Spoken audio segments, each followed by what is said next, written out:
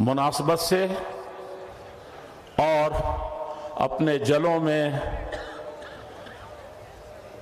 तरह तरह की तारीख समेटे हुए हिंदुस्तान की मुत्तहिदा प्लेटफार्म मुसलमानान हिंद का और कई नाहिए से पूरे हिंदुस्तान का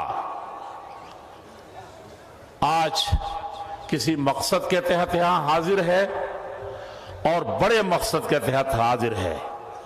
सिर्फ मुस्लिम पर्सनल लॉ का मसला नहीं है, ये पर्सनल लॉ का मसला है। और सिर्फ पर्सनल लॉ का मसला नहीं है, बल्कि भारत की जो महान देश है, विश्व में अपना एक मकाम रखता है, खास तौर पर अपनी तहजीब व सकाफत की हैसियत से भी, और अपनी संस्कृति और अपनी बुकुलमोनी और अपनी गंगा जमनी और इसी तरीके से अपने बहुत सारे इम्तियाजात और इख्तिसासात के साथ मैं इस मौके से मुस्लिम पर्सनल लॉ बोर्ड के तमाम जिम्मेदारों का, खास तौर पर क़यादत कर रहे और बड़े हज़्म जज़्म यकीन सब्र और हिकमत के साथ कर रहे सदर आली मकाम मोहतरम मौलाना खालिद सैफुल्लाह रहमानी हफ़िज़हुल्लाह व तवल्लाह को यकीन दिलाना चाहते हैं और उनको मुबारकबाद देना चाहते हैं, उनका शुक्रिया अदा करना चाहते हैं जिन्होंने आपको ये ज़हमत दी है और आपने एक आवाज़ पर यहाँ लब्बैक कह करके इस देश की खातिर, शरीयत की खातिर, इस्लाम के खातिर और सबसे बड़ी चीज़ ये है कि इंसानियत की खातिर आप कशा कशा यहाँ आ गए हैं। मैं अहले बेंगलोर का भी बहुत दिल के गहराइयों से ममनून हूँ। हमारे वॉलेंटियर रास्ते में हमने देखा कि किस तरीके से वो दिन ही से पूरे तौर पर लगे हुए हैं, लेकिन यहाँ की इंतजामिया भी और यहाँ के हर तरह के लोग।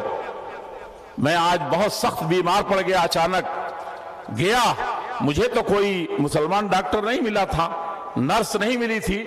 मेरा मोजा अपने हाथ से निकाला, जब थोड़ा सा वो हुआ तो उस बहनों ने लपक करके उस मोजे को लिया। मैं धीरे धीरे बुला रहा था किसी को कि हमारे साथ जो लोग हैं वो आकर के ले लें। ये इसकी भी हिफाजत करने की जिम्मेदारी मुस्लिम पर्सनल लॉ बोर्ड ने ली और इसको निभाया है मुख्तलिफ औकात से। और क्यों नहीं निभाते? आपकी तारीख है, आपके आबा व अजदाद की तारीख है, आपके असलाफ की तारीख है, और आप पूरे तौर पर सर से कफन बांध करके इस देश की खातिर निकले थे। ईमान, जिस ईमान की हिफाजत की आज बात कही जा रही है और जिस शरीयत व अखलाक और ईमान की बात कही जा रही है, उसकी खातिर निकले थे। और आपने जिहाद का फतवा दिया था अंग्रेजों के खिलाफ, और 150 साल तक आपने 30 मुसल्लह जिहाद किए थे। फतवा देने पर सिर्फ घर में बैठ नहीं गए थे, सिर्फ अबू तालिब रहमानी साहबा के तकरीर करके दिलों को गरमा के नहीं चले गए थे, बड़े और भी हमारे मुअज़्ज़िज़ीन, बल्कि आपने मुसल्लह जिहाद किया था और इस देश को आजाद कराने के लिए, अपने ईमान को बचाने के लिए और यहाँ के मानवता को उसको सही रुख पर ढालने के लिए, जहां न मस्जिद महफूज थी, न मंदिर महफूज था, न कोई और किसी तरह की इबादतगाह महफूज थी। लेकिन 150 साल बाद पता चला कि नहीं, ये सिर्फ एक जमात की, एक वर्ग की और सिर्फ मुसलमानों की कुर्बानी से, और मुसलमानों में भी जो बट जाते हैं, कभी कट जाते हैं, कभी कभी डिग जाते हैं कहीं, उससे भी काम नहीं बनेगा। नारा लगा दिया था, हिंदू मुस्लिम सिख ईसाई आपस में सब भाई भाई। तो कहा 150 साल की तारीख, उसकी हकीकत में वो उसकी किसी तरीके से उसकी खिफत नहीं करना चाहता।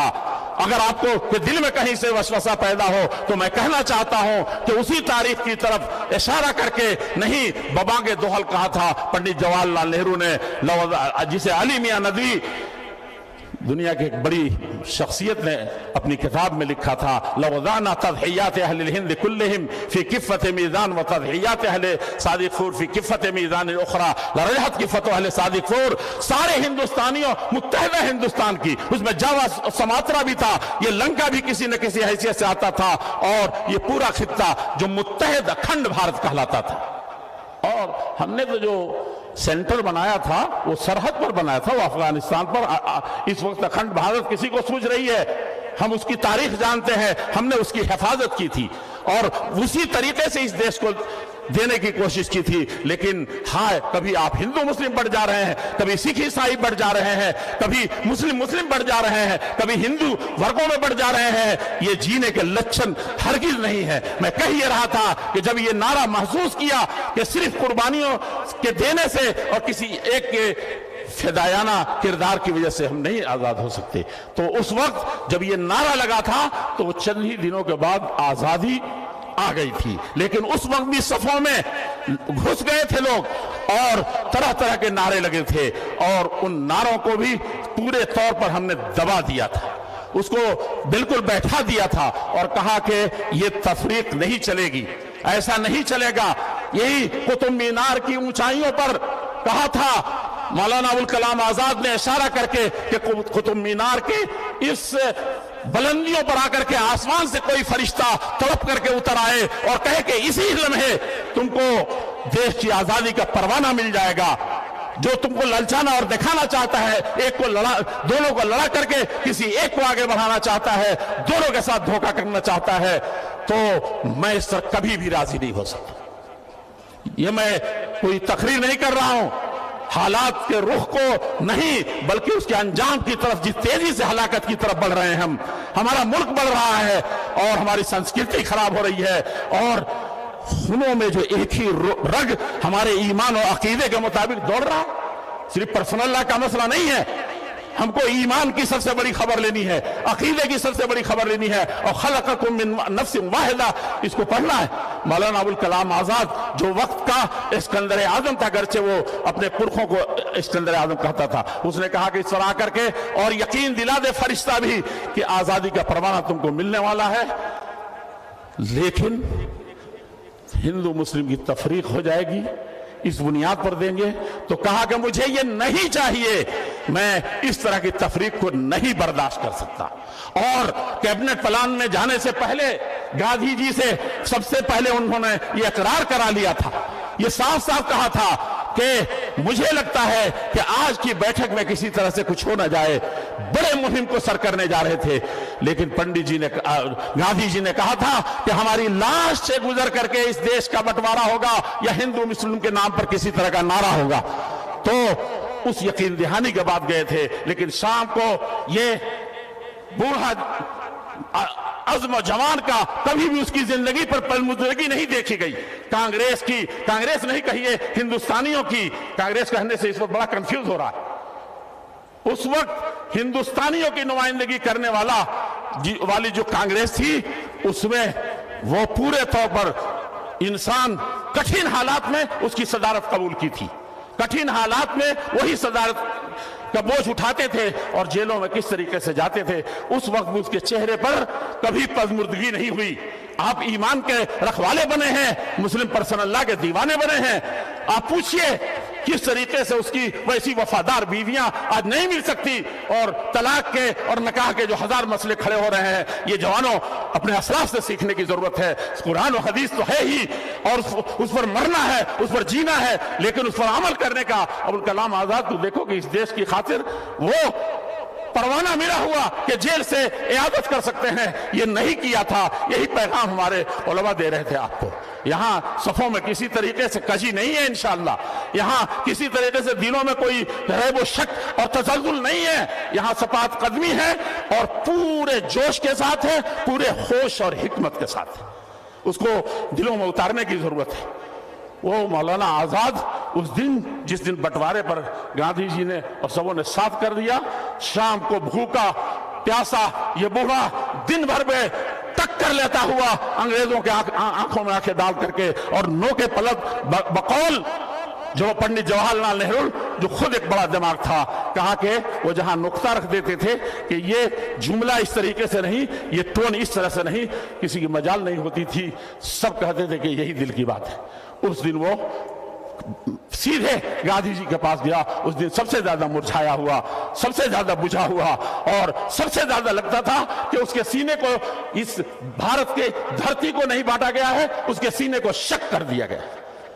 یہ کون سکھائے گا، کون بتائے گا، کون جائے گا؟ میں عزیزوں بزرگوں، باتیں ہمارے بہت سے بزرگ باقی ہیں وہ کہیں گے، لیکن میں کہتا ہوں کہ پرسن اللہ کی حفاظت، مصرف پرسن اللہ کی حفاظت کا مسئلہ صرف نہیں ہے، اور اگر ہے تو وہ حفاظت اول اور آخر آپ کو کرنی ہے، کریں گے بولے انشاءاللہ، آپ بولے انشاءاللہ، آپ کریں گے تو ذرا جگر تھام کے بیٹھو، میری ایک باری آئی ہے۔ وہ جانتے ہیں کیا ہے؟ فجر کی نماز میں کاش کہ ہماری مسجدوں کے لیے رو رہے ہیں۔ میں نے علماء کو دیکھا، بعض رودھی ہوئی آواز میں کہہ رہے ہیں، اور رودھی ہوئی آواز میں، لیکن مسجد مرثیہ خواں ہے کہ نماز ہی نہ رہے۔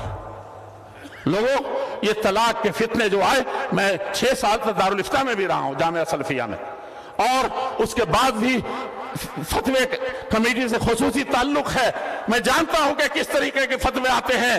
واللہ میں 24 اسٹیٹ میں خاص طور پر جمعیت کے معاملے میں گھومتا ہوں، لیکن میں نے کبھی کبھی بھری مجلس میں علماء سے پوچھا کہ کیا اپنی بہن کا حق دیا ہے؟ نہیں دیا، ادا کیا گیا ہے۔ بڑے بڑے علماء بڑے بڑے صوبوں میں، دلی کے چند گھرانے ہیں، ان کو میں جانتا ہوں۔ یہ ذکر کرنے کا نہیں ہے، اس کی حفاظت کی، مسلم پرسن اللہ اور اس سے پہلے ایمانیات کی، عقائد کی، جس میں ہم اس قدر لاپرواہ ہوئے ہیں کہ ایک کسی غیر مسلم بھائی کو دیکھتے ہیں کہ وہ بھی کالا بازاری کر رہا ہے، وہ بھی جہیز نکاح اور طلاق اور رسم و رواج میں پھنسا ہوا ہے۔ اب آپ کے نبی نے کہا تھا فلیس منی، ایک جگہ اور کہا تھا بازار کے معاملے میں من غشنا فلیس منا، کہاں کہا تھا؟ یہ تو سیدھے آپ کے ایمان پر اٹیک ہے، یہ تو سیدھے آپ کے اندر سے دہل جانے والی بات ہے۔ ویسا بنیے جب وہ زلزلے جن سے شہنشاہوں کے درباروں میں تھے، قیصر کو صاف صاف کہنا پڑا تھا، اور آدھا عدو المسلمین، سب سے بڑے دشمن کو اس وقت ابو سفیان تھے، ان کو کہنا پڑا تھا کہ نہیں، ایسا نہیں ہوتا، ایسا ہوتا ہے۔ اور کیا ایسا ہوتا ہے؟ کوئی پلٹ جاتا ہے، دین سے ڈگ جاتا ہے۔ کہا کہ سب سے کمزور ہیں، مالی اعتبار سے کمزور ہیں، نیگرو اسلیو ہیں، لیکن وہ کیا ہیں؟ بدلتے نہیں ہیں۔ وَإِن خُرِّقْتَ وَإِن قُتِلْتَ، اور اس کے بعد صاد کیا تھا اس نصرانی نے جس کے دین کے بقایا دین کی خوبیاں موجود تھی انجیل کی، اس نے کہا وَكَذَلِكَ الْإِيمَانُ وَإِذَا وَقَرَ فِي الْقَلْبِ۔ پر یہ بخاری شریف میں بات ختم کرنے سے پہلے یہ کہنا چاہتا ہوں کہ آپ کا جوش جنوں اور آپ کا حوصلہ ایک سیکنڈ کے لیے بھی پست نہیں ہونا چاہیے، لیکن ہوش اور حکمت جو آپ کا تر امتیاز تھا، بڑے بڑے چیزیں آئی، ہم نے دیکھا تھا، اللہ کے نبی کہنے پر مجبور ہوئے تھے کأنہ مثل حرب، دیکھو یہ لگتا ہے کہ آگ لگا دے گا، وہاں پر آپ نے کس طرح سے مظلوم تھا، کیسا تھا؟ آپ جذباتیت کے شکار نہ ہو، قوم آپ کی حکمت و دانائی اور آپ کے خیر امت، وسط امت، بہترین امت، انسانیت کے لیے زندہ رہنے والی، پیدا کی جانے والی امت کی اگر آپ کے لیے سب سرٹیفکیٹ قرآن میں موجود ہے، نبی کی طرف سے موجود ہے، تو اس پر مختلف ہیجانی کیفیتیں پیدا کر کے اور مختلف ذریعے سے اس کو لانا چاہتے ہیں اور یہ دکھانا چاہتے ہیں، اور نہیں ہوتا ہے تو دہشت گرد پیدا کیے جاتے ہیں اور داعش پیدا کیا جاتا ہے، اور عالمی سطح پر جب کچھ نہیں ملتا تو ورلڈ ٹریڈ سینٹر پر خود حملہ کر کے اور سارے عالم اسلام کو، ساری انسانیت کو تہو نشر کرنے کی یہ سازش کی جاتی ہے۔ اس کو بھی آپ کو ہر قدم پر بہت قائدین سے جٹے رہیں گے، انشاءاللہ ان سب جھنجھٹوں میں نہیں پڑیں گے۔ اللہ رب العزت الجلال بہت سی چیزیں کہنی تھی، اور آپ کے لیے میں کہہ رہا ہوں، مٹنا ہوتا تو دار ارقم میں مل گئے ہوتے، جو سب سے ننگی تلوار اور سب سے اونچی لبکتی ہوئی تلوار اور سب سے قوی تلوار مکے کے اندر عمر رضی اللہ عنہ کے ہاتھ سے اٹھی تھی، نہیں مٹی۔ مٹنا ہوتا تو بدر میں مٹ چکے ہوتے، حنین کے میں شکار ہو چکے ہوتے، احد میں کس طریقے سے پاؤں کھڑ رہے تھے وہاں ہم چلے گئے ہوتے، ہتین میں ہم ہو گئے ہوتے اور تبوک میں چلے گئے ہوتے. تاریخ ہماری بھری پڑی ہے، حالات آتے ہیں چلے جاتے ہیں، لیکن مومن اصلها ثابت وفرعها في السماء کی سما پیش کرتا ہے. میں نے بہت سما خراشی کر دی. میں آپ سے اپنی ذات سے اور سب سے بڑی چیز ہے اللہ جل شانہ سے مدد طلب کرتے ہوئے اور اسی کے قوت، اسی کی عزت اور غلبے پر اور اپنی حکمت و تدبیر پر اور اپنے ملک اور اس کی سنسکرتی اور اکثریت آج بھی بھاری تعداد میں جو نہیں چاہتی اس زمین میں کسی طریقے کے، سب کا پرسنل اللہ بہت محبوب ہے اس کو. کاش کے بہت سارے لوگوں کے زندگی میں ایسا آیا تھا، ایک دور آیا تھا کہ ایک اسی طرح کا مسئلہ پرسنل اللہ اسی آس پاس بنا تھا. وہ شعبانو کیس والے میں کہہ دیا تھا اس وقت حکمران نے کہ ہم اس کو گرچہ عدالت نے کیا ہے، سمجھنے میں غلطی ہو سکتی ہے حالات کی، لیکن ہمارے ملک کی جو سنسکرتی ہے اور جو آزادی دیتی ہے اس کو ملغا قرار دیا تھا. کاش کہ ہمارے حکمرانوں کو بھی یہ چیز سمجھ میں آتی.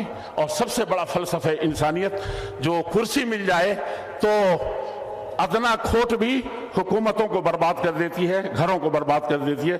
گھر کا مالک ہی جب ڈواں ڈول ہو جاتا ہے، اس کے ایمان میں ذرہ برابر تزلزل پیدا ہو جاتا ہے، تو پھر نہ کہرا منزلت ماند نہ مہرا. اور شکریہ ہے آپ تمام لوگوں کا، اور میں کیا شکریہ ادا کروں، آپ سب مل کے اللہ کا شکریہ ادا کریں. منت منہ کہ خدمت سلطان ہمی کنی، منت ازو شناش کے بخدمت بداشت.